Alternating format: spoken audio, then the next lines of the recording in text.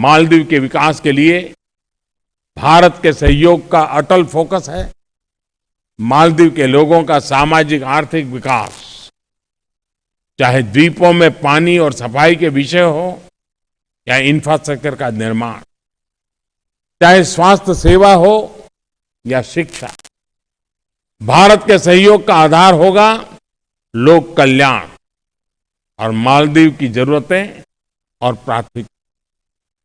हमारे दर्जनों social impact projects और अन्य सहयोग कार्यक्रम मालदीव के लोगों के जीवन को नजदीक से छू रहे हैं और उनके जीवन को बेहतर बनाने के आपके प्रयासों का पूरक बन रहे हैं।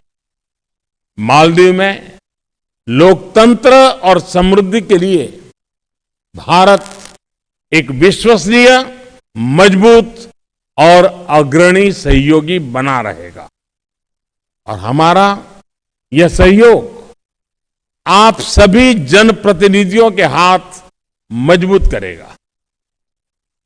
अध्यक्ष महोदय, देशों के संबंध सिर्फ सरकारों के बीच नहीं होते, लोगों के बीच संपर्क उनका प्राण होते हैं। इसलिए मैं उन सभी उपायों को विशेष महत्व देता हूं जिनसे पीपल टू पीपल एक्सचेंज को बढ़ावा मिले। अतः मुझे विशेष खुशी है कि हमने आज दोनों देशों के बीच फेरी सर्विस पर समझौता किया है।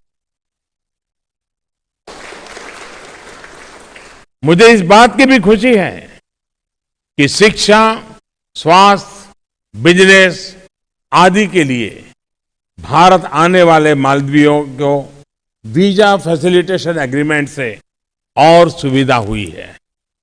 अध्यक्ष महोदय, आपसी सहयोग को आगे बढ़ाते हुए हमें आज के संसार की गहन अनिश्चितताओं और गंभीर चुनौतियों का भी ध्यान रखना है। टेक्नोलॉजी में भारी प्रगति से उत्पन्न डिस्परेंसेस, बहुध्रुवीय विश्व में आर्थिक और सामरिक दूरियों में बदलाव, प्रतिद्वंदिता और प्रतिस्पर्धा, साइबर स्पेस आदि से संबंधित यूं तो बहुत से विषय हैं, परंतु मैं उन 3 चुनौतियों का जिक्र करना चाहूंगा जो हम दोनों देशों के लिए सबसे अधिक महत्वपूर्ण है। अध्यक्ष महोदय, आतंकवाद हमारे समय की एक बड़ी चुनौती है। यह खतरा एक देश या एक क्षेत्र के लिए नहीं, ये खतरा पूरी मानवता के लिए है। कोई दिन ऐसा नहीं जाता है जब आतंकवाद कहीं किसी जगह अपना भयानक रूप दिखाकर किसी निर्दोष की जान न लेता।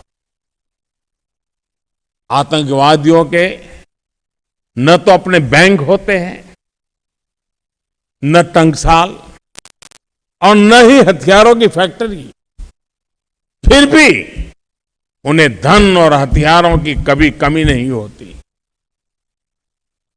कहां से पाते हैं ये सब? कौन देता है उन्हें ये सुविधाएं? आतंकवाद की स्टेट स्पॉन्सरशिप सबसे बड़ा खतरा बना हुआ है। यह बहुत बड़ा दुर्भाग्य है कि लोग अभी भी गुड टेररिस्ट और बैड टेररिस्ट का भेद करने की गलती कर रहे हैं। कृत्रिम मतभेदों में पड़कर हमने बहुत समय गंवा दिया। पानी अब सर से ऊपर निकल रहा है। आतंकवाद की चुनौती से बड़ी प्रकार से निपटने के लिए सभी मानवतावादी शक्तियों का एकजुट होना जरूरी है। आतंकवाद और रेडिकलाइजेशन से निपटना विश्व के नेतृत्व की सबसे खरी कसौटी है। जिस प्रकार विश्व समुदाय ने क्लाइमेट चेंज के खतरे पर सक्रिय रूप से विश्वव्यापी कन्वेंशन और सम्मेलन किए हैं, वैसे आतंकवाद के विषय में क्यों नहीं हो रह सकता?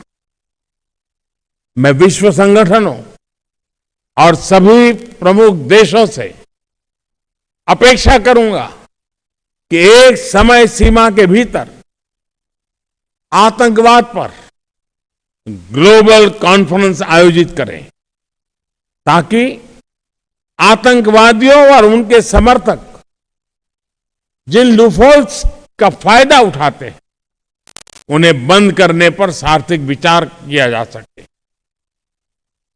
अगर हमने अब और देर की तो आज और आज के बाद आने वाली पीढ़ियां हमें माफ नहीं करेगी। अध्यक्ष महोदय, मैंने क्लाइमेट चेंज का उल्लेख किया। इसमें संदेह नहीं, इस सच्चाई को हम रोज जी रहे हैं। सूखती नदियां और मौसम की अनिश्चितता हमारे किसानों को प्रभावित कर रही है। पिघलते हिमखंड और समुद्र का बढ़ता स्तर मालदीव जैसे देशों के लिए अस्तित्व का खतरा बन गए हैं।